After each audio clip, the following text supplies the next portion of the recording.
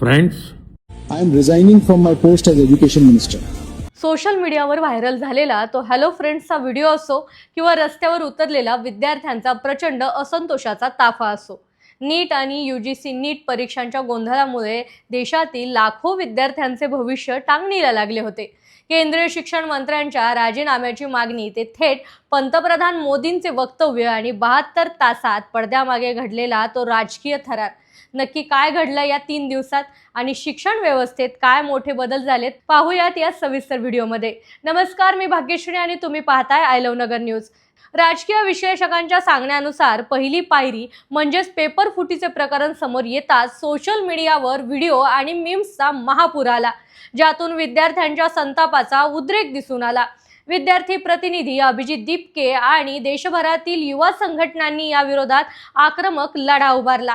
NTA म्हणजेच national testing एजन्सीच्या पारदर्शकतेवर देखील गंभीर प्रश्नचिन्ह उपस्थित करत विद्यार्थ्यांच्या आयुष्याशी खेळ थांबवा आणि तत्कालीन शिक्षण मंत्र्यांनी राजीनामा द्यावा ही मागणी थेट केंद्र सरकारपर्यंत पोहोचवण्यात आली.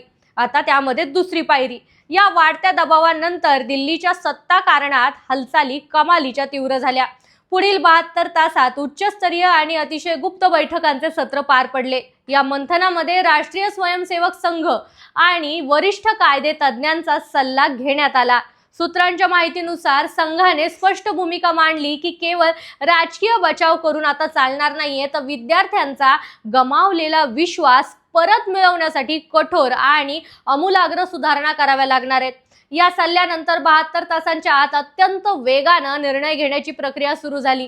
तिसरी पायरी.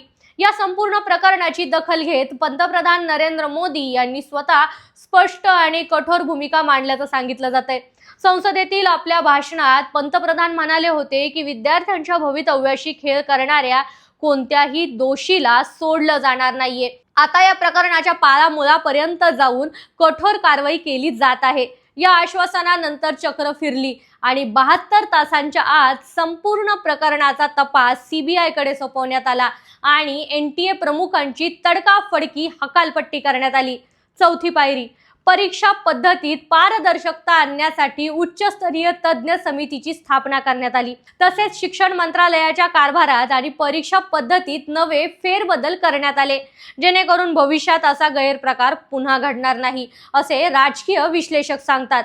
पण या सर्व कारवाईनंतर आगामी परीक्षा पूर्णपणे पारदर्शक होतील का? तुम्हाला काय वाटतं? कमेंट करून नक्की कळवा आणि अशाच नवनवीन अपडेट्ससाठी पेजला फॉलो करायला विसरू नका.